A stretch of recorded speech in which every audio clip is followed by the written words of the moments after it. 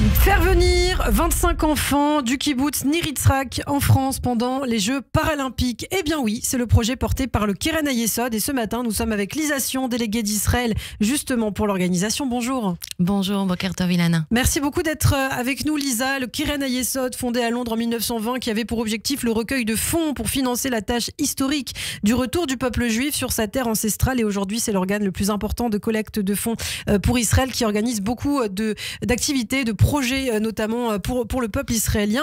Alors ce projet, justement, ce sont 25 enfants d'un kibboutz qui sont en France actuellement pour les Jeux paralympiques. Et le kibboutz Nir Yitzhak, on le sait, c'est un endroit qui a été gravement touché par les massacres du Hamas le 7 octobre.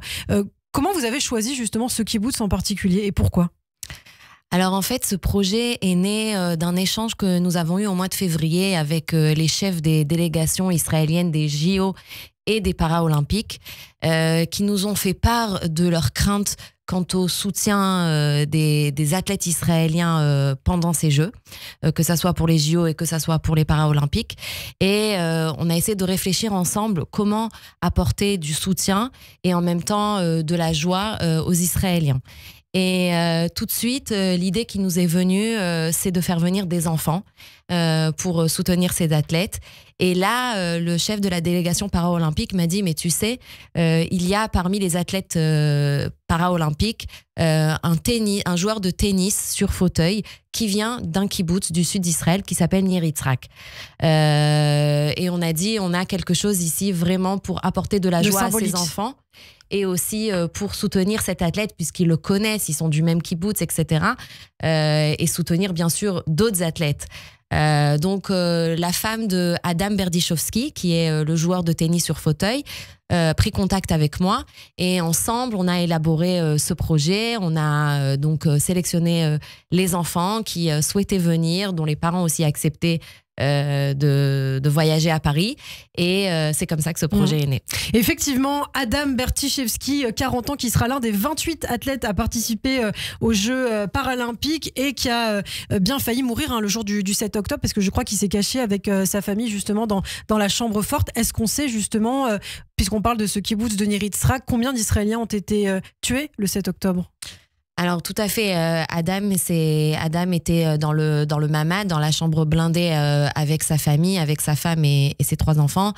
Et ils se sont cachés pendant plusieurs heures. On a les témoignages de ces enfants. 14 heures, je crois. Ouais. Voilà, 14 heures. On a des témoignages aujourd'hui de leurs enfants qui nous disent, petite fille de 5 ans qui nous dit, mais j'ai eu peur même quand j'ai entendu les soldats israéliens parce que je pensais que c'était des terroristes.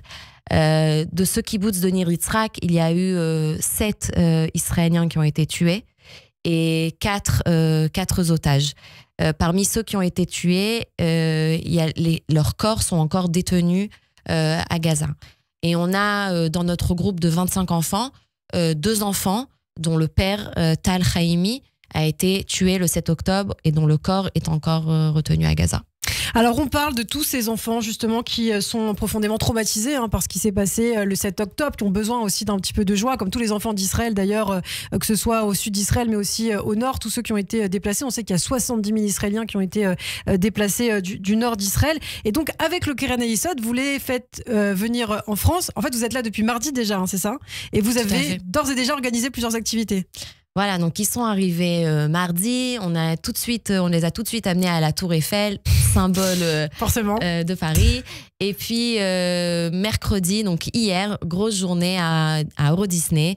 Ils ont fait l'ouverture jusqu'à la fermeture. Ils ne voulaient plus partir, ils voulaient voir les feux d'artifice. Les enfants comme les parents, ils avaient des étoiles dans les yeux, ils étaient vraiment ravis. Et je dois dire que moi, ce qui m'a le plus émue, c'est de voir la joie des parents qui m'ont dit, mais enfin, on a l'impression de leur donner un peu de joie. Voilà, de leur donner de la joie.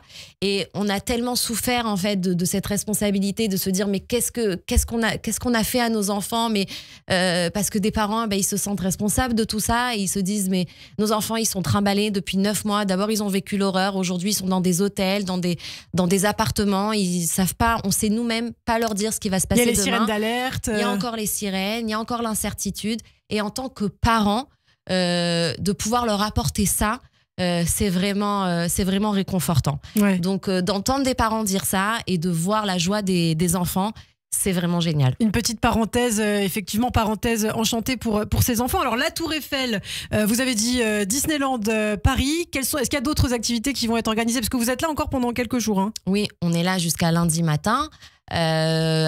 Aujourd'hui, grosse journée, karting, laser game, encore plein de kiff pour ces enfants.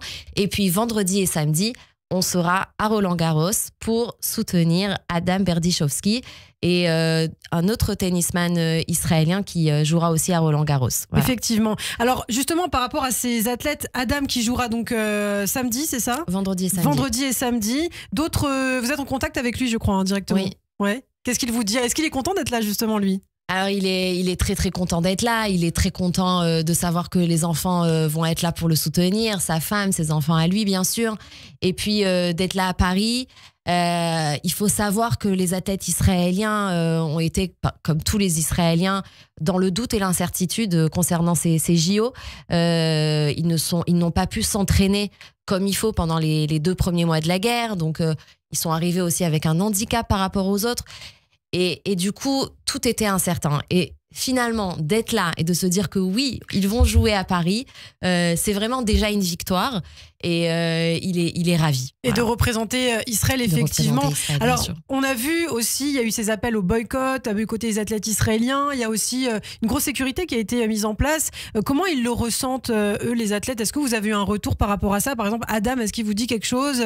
J'imagine qu'il a quand même une grosse sécurité derrière lui qui le suit quand il est à Paris, quand il sort dehors, par exemple. Oui, ils ont une grosse sécurité. Ce qu'il faut savoir, c'est que les Israéliens sont assez disciplinés par rapport aux règles de sécurité qu'ils reçoivent. Donc, à partir du moment où on les a briefés, on leur a dit, ben voilà, cette année, c'est un peu spécial, c'est pas des JO comme les autres, etc. Ils respectent et puis ils jouent le jeu. Et heureusement, parce que effectivement, ils sont assez limités dans leur déplacement et dans ce qu'ils peuvent faire. Alors, si on veut vous aider aujourd'hui, par exemple, si on veut, parce que j'imagine peut-être que vous allez renouveler l'expérience avec d'autres enfants, peut-être d'autres kibbutz, pour une autre occasion, peut-être plus tard. Si on veut vous aider au Keren Hayesod, est-ce que c'est encore possible? Est-ce qu'on peut vous faire un don, par exemple? Alors, tout d'abord, je voudrais remercier tous ceux qui ont participé par leurs dons, mais aussi par leur temps, par leur énergie, par leur travail sur ce projet. Il faut savoir, donc, on a lancé sur les réseaux un appel aux dons pour ces enfants et en 2 semaines, on a collecté la somme qu'on avait besoin pour faire venir 25 enfants. Et leurs parents. Et leurs parents, Ouais. pas tous les parents, mais 9 parents accompagnateurs. Donc, c'est vraiment, on était admiratif et ébloui de cet appel et des résultats de cet appel. Ça, c'est la première chose. La deuxième chose, c'est que on a eu énormément de personnes qui nous ont appelés, qui nous ont contactés, qui nous ont dit j'ai fait un don, mais à part un don, je suis restaurateur, je voudrais offrir un repas pour les enfants, je voudrais donner de mon temps, je voudrais accompagner le groupe. Et vraiment, c'est des personnes incroyables qui nous ont aidés et qui sont là, qui sont bénévoles. Hier, il y avait 4 accompagnateurs bénévoles du Keren Hayesod avec les enfants. Aujourd'hui, il y en a encore 2. C'est des personnes qui donnent énormément de leur temps et de leur énergie. Donc vraiment, merci. Parce que ça fait du bien. Ça fait du bien aux enfants, ça fait du bien aux parents de voir qu'on est un seul peuple, de voir que les Juifs de France se sont mobilisés et continuent à se mobiliser. Ça fait plus de 9 mois, c'est vraiment incroyable de voir cette mobilisation. Bien sûr, on a énormément de projets. Le Keren Hayesod se focalise sur les civils depuis le début de la guerre, que ça soit les déplacés du Sud, mais aussi les déplacés du Nord. On essaye de faire notre maximum pour les essayer aider. de faire plaisir à tout le monde aussi. Voilà, et pour les aider à subvenir au quotidien, à l'essentiel. Pour nous aider, tout simplement, rentrez sur le site du Keren Hayesod, Google Keren Hayesod, et vous avez tout simplement la possibilité de faire un don en ligne et de recevoir votre CERFA automatiquement. Voilà, eh bien, c'est très merci. simple. Merci beaucoup. Alors, peut-être une dernière question. Lisa, on l'a dit, vous êtes déléguée d'Israël pour le Keren Hayesod. Et c'est vrai, on n'a pas parlé de vous, mais ça nous intéressait aussi de savoir depuis combien de temps vous êtes engagée et pourquoi cet engagement personnel et peut-être vos futurs projets au sein du Keren Hayesod. Alors moi, j'ai fait mon alia avec mes parents quand j'avais 14 ans. Et c'est vrai que le fait d'avoir fait mon alia, j'ai eu envie de faire, de continuer mon engagement pour Israël.